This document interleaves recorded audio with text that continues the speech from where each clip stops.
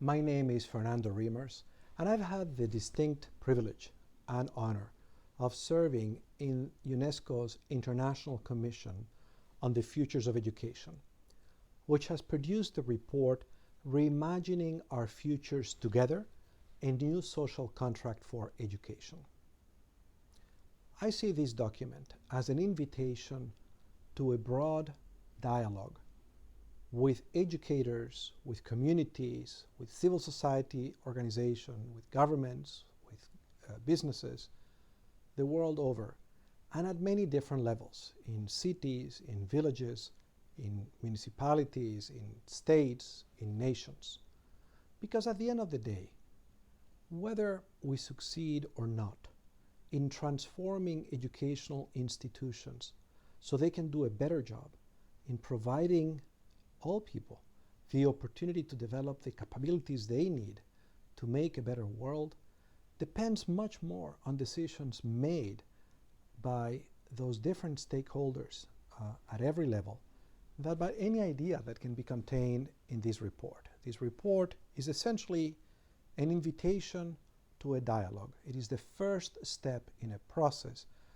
of which the most interesting next step is about to take place with your own participation, with your own partnership.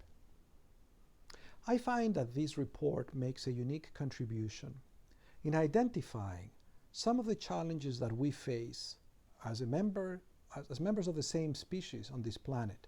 The challenge of climate change, the challenge of social exclusion, the challenge of social fragmentation, the challenge of democratic governance, and connect those challenges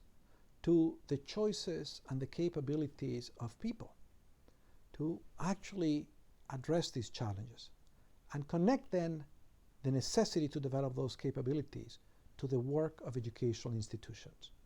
This report opens the door of the school and of the classroom and looks carefully at the kind of pedagogies, at the kinds of interaction among students, with teachers, with content, with communities that are more likely to foment an ethic of care, that are more likely to be anchored in a vision, in a human rights vision, and that are more likely to advance human rights, and proposes how pedagogies that are problem-based and project-based, that help students connect with the real world, that help students understand the significance of what they're learning for values that matter to them and for issues that matter to the world, are more likely to be transformative in building those capabilities than pedagogies that treat students as passive recipients of content that is transmitted onto them. And so I think that this connection between the macro and the micro work of the school is one of the areas where this report is going to foment, is going to provoke fruitful, I hope fruitful discussion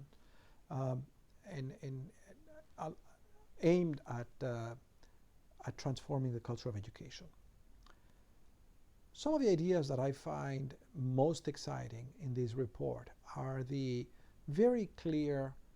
anchoring of the entire report, how the report embraces human rights as the covenant, as the foundation of any social contract, and how it sees the necessity of aligning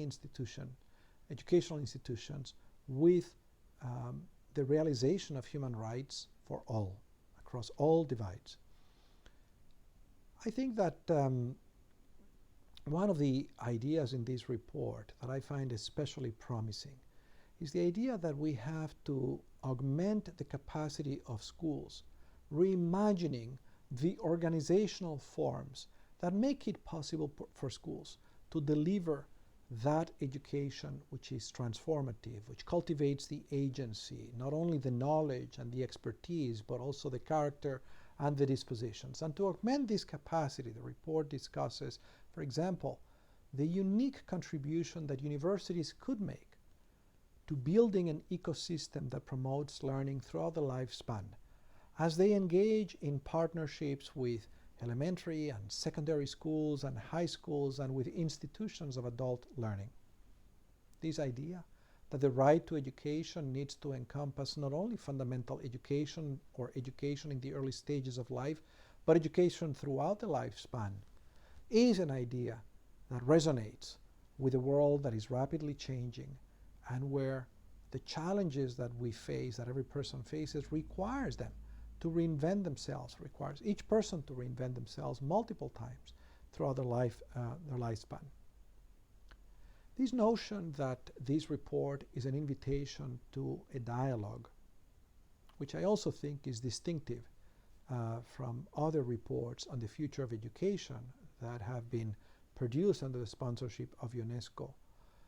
I think in this day and age has tremendous potential, because technology, communications technology, give ordinary people, small groups of people, the capacity to collaborate,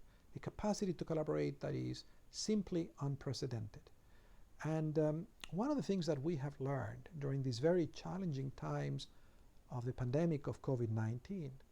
is the power of collaboration, of teacher collaboration. How when teachers come together, not only teachers from the same schools or across schools in the same jurisdiction, but teachers in varied jurisdictions, teachers across different education systems, how they are capable of producing instructional resources, pedagogies, curriculum of much greater quality than what any one of them could produce individually. And so this invitation to a process of co-construction of the implications of this report for each of your settings is simply predicated on this potential of the tools that each one of you has available to organize the communities of which you are a part,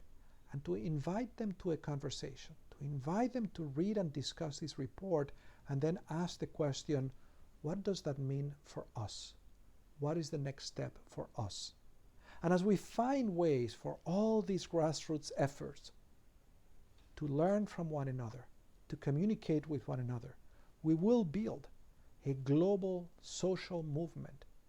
that could transform, that could fundamentally transform education, to make it more relevant, to preparing students to bring about a world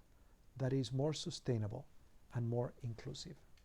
I look forward to your contributions to realizing